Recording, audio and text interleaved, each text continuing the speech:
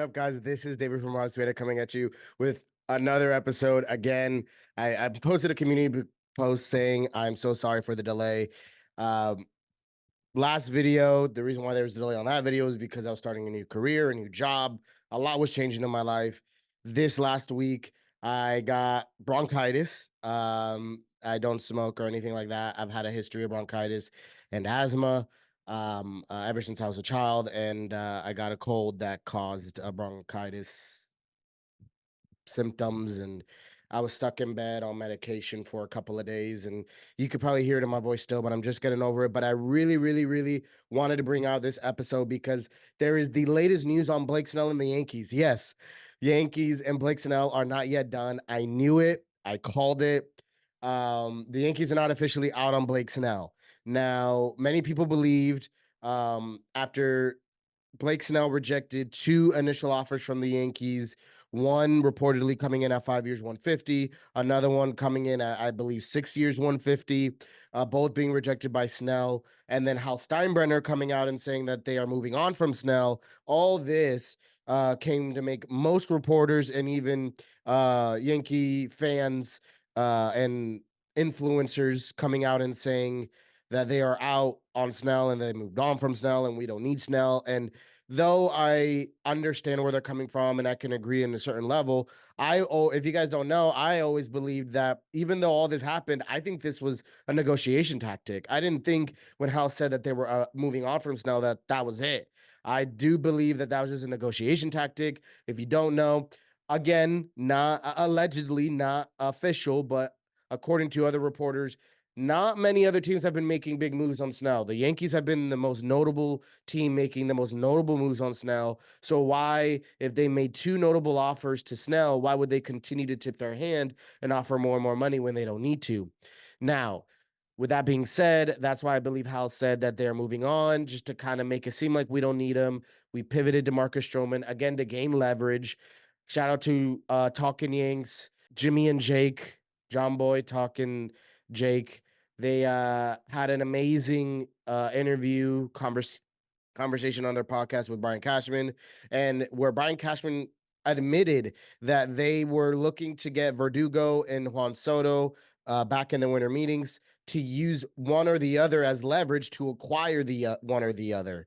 So we've seen that the Yankees do like using other moves or other acquisitions as leverage to help them acquire another player. So obviously that was in a trade instance. This is in a free agent instance. I don't believe it was a coincidence that a lot of people said that the Yankees pivoted from Blake Snell to Marcus Stroman. Though they did, I don't think it was a full pivot, and I don't think it was like a complete detour from Blake Snell. I believe they acquired Marcus Stroman to gain leverage and to prove, hey, we could go a season without Blake Snell. We don't need to acquire Blake Snell. Do we want him? Absolutely. So again, I believe this is all negotiation tactics. And the reason why I say this is because the most recent news that came out on the Yankees and Blake Snell by Bob Nightingale says the New York Yankees, who offered free agent starter Blake Snell a 5 year, $150 million contract before turning to Marcus Stroman last month, still have serious interest in him. They're waiting to see if his asking price drops on a long-term deal or if he agrees to have a short-term contract that could pay him in excess of 35 mil a year. Now, again, according to Bob Nightingale. So really what this is saying is that the Yankees are looking to see that basically, is he going to conform to a deal that they've already presented, which is like a 5 or 6 year deal at 150, or is Blake Snell maybe wanting to pivot to a short-term deal with a higher AAV? Now, I'm coming out with this video to, of course, inform you guys that the Yankees are still in, and also to ask the question and keep the conversation going of what would you prefer?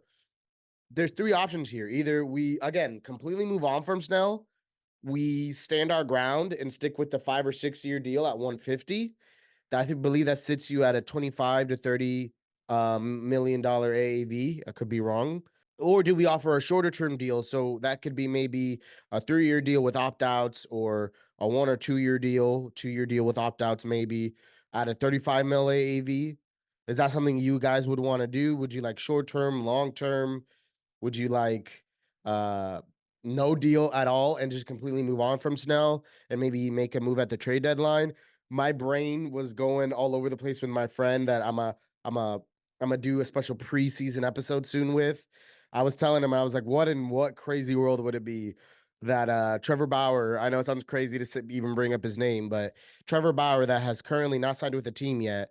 We go through the first half of the season, and at the trade deadline, for if we need pitching, we go ahead and sign Trevor Bauer to again a major league minimum deal as he's willing to accept, and just have him show up and show out in the second half of the season. Now that is obviously getting off topic, but I think that'll be super interesting and a crazy story to have, especially in the Yankees pinstripes.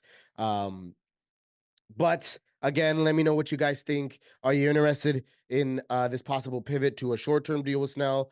Have you already moved on from Snell? Would you like him? Would you not like him? There's a lot to kind of dissect here. I'm interested to see. Again, I've always knew it, and I called it. It was in my gut that the Yankees aren't out on Blake Snell. Now, again, I'm not guaranteeing that they're going to land him. I just always knew that even though they said they were moving on, they weren't out or completely disinterested in him. So it's interesting to see what's going to unfold in the next couple of days, weeks, months. Who knows? But let me know what you guys think down in the comments below. I'm going to continue to try to bring content out as soon as I can. I don't want to jinx anything, knock on wood, but everything should be looking clear and good. I'm feeling pretty healthy right now. Just getting over the little hump of my bronchitis, and I'll be making sure to pump out live stream shows. The catch up is what it's going to be called, not the sauce. I'll probably officially present it in a community post, so stay tuned for that. It's going to be a live show happening anywhere between 6 to 7 p.m. every Friday. That's going to be the goal.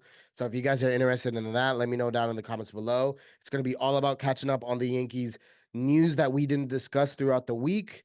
And it's going to be discussing from anything, major topics from big trades or acquisitions or injuries to smaller things like small minor league deals to jersey adjustments that we made this last season, big to small. If you're a true Yankee fan, you're not going to want to miss this. We're going to be engaging and interacting live with each other. It's going to be super fun. I think it's going to just bring a new level of content for you guys. And I'm so excited. So enough rambling on. Let me know what you guys think about that, about Blake Snell. What's going to happen? A lot is happening on with the channel. Make sure you like, comment, and subscribe. And if you liked today's episode, please make sure you subscribe down below. It'll truly mean the world. Check out what YouTube suggests will be a great video for you. And also, The Martian wants you to subscribe. Judge wants you to subscribe. So make sure you do. And until next time, peace and be blessed.